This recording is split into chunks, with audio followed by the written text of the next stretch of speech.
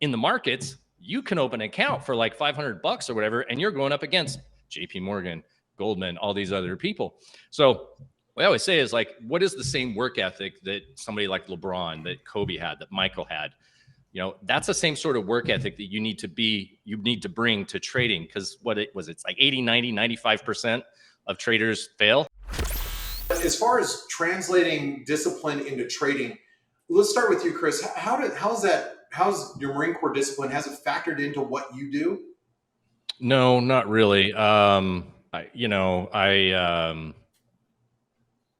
lot of people give the Marine Corps a lot of credit, in the sense, I'm not gonna crap on the Marine Corps here, but it's I probably get a lot more of the discipline stuff from the sports world.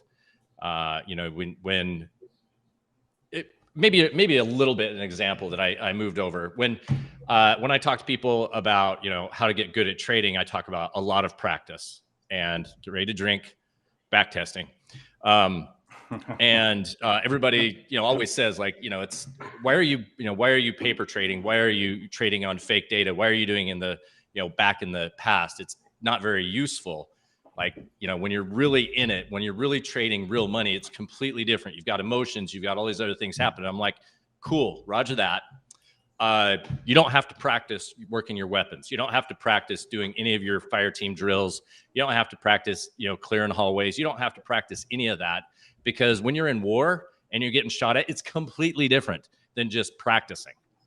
And that's kind of crazy, right? That's just a crazy concept. Same thing, like, you can start today, get in the markets. You can go and compete against the equivalent of LeBron James, Michael Jordan, Kobe Bryant, Shaquille O'Neal, Goldman Sachs, Federal Reserve, Swiss National Bank, JP Morgan Chase, Merrill Lynch. Although it's the same thing. It's just you can't get a chance to play against LeBron at that high level without going through all that work.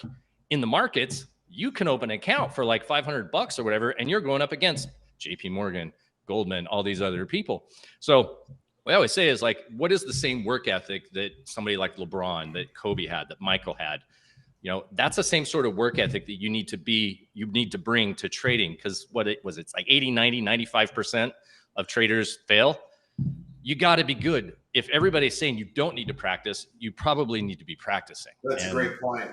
Yeah. And so that I took a lot of that, the mindset of like, my last unit, we became we spent a lot of time. We got into a lot of direct action type missions, training. So, we're shooting, 500 rounds a day, practicing, just getting practice, moving down a hallway, sliding down a rope, entering a building, doing all those sort of things. Nobody was shooting at us, but we had to practice that. So that part I carried over, but I don't think the getting up at whatever 5:30 for reveille and making your bed and standing online like you do in boot camp, I don't think that really carries over too much into trading. Well, what about you, Alex? What do you think? Have you taken any of what you learned out of the Marine Corps, and has that translated into trading? Yeah, so I always kind of laugh when people say that, oh, you guys were so disciplined in the Marine Corps, why doesn't it just transfer over to trading and investing? Because they don't know what the Marine Corps pastime is, right? Give Marines some time and a pile of rocks. Like, we're going to throw them at each other, and we'll do that for hours. And break them, yeah. And so the discipline was enforced upon us. Sure, like, there's certain aspects of it, like Chris was saying, and there's different levels. Like, towards the end of my career in the military, I worked as a scout sniper and stuff. And like, you go to sniper school or whatever, you do that type of training. You spend hours and hours and hours dry firing, where you put something, balance it on the tip of your rifle, and you're just pulling the trigger, making sure there's no jerk, there's no pull or anything like that before you even shoot a round. And then so it's about like repetition stuff. And Chris did a really good job of speaking to that. That's something I really admire about his trading. Like, he is all about hitting, going and back testing the crap out of stuff, and getting those reps in, which is great because, like, when people come and say, hey, I want to get into trading, I'm like, okay, like, go fund a small account and then blow it up.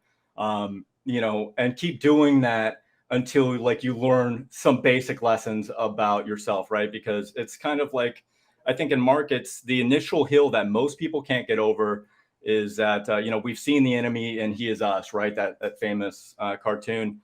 And it's like about mastering your own demons, knowing yourself and stuff like that. Because, you know, I could give you a methodology, a way of thinking about the market, but maybe it doesn't fit your personality, or maybe you're just a gambler at heart. You know, you all have, like, there's that quote that Ed Seykota says, like, you know, everybody gets on the market exactly what they want. Some people just want to lose and they just don't know it, right? To paraphrase and bastardize a quote. So that's, you know, like, yeah, I mean, I take some, I guess the real thing that I take out of the military, and I've always kind of had it, is just my competitiveness. Like, if you're in the Marine Corps, you're already a certain level. You're already a competitor, right? It's a personality type, right? It's a personality type, so it self-selects. And then if you go on, especially if you're a grunt, you do those things. Like, so my competitive nature, and my willingness to basically, like, beat my head against the wall until I get something, I take from the Marine Corps. Well, that's good. And in the markets, everybody knows that you kind of have to have that, right?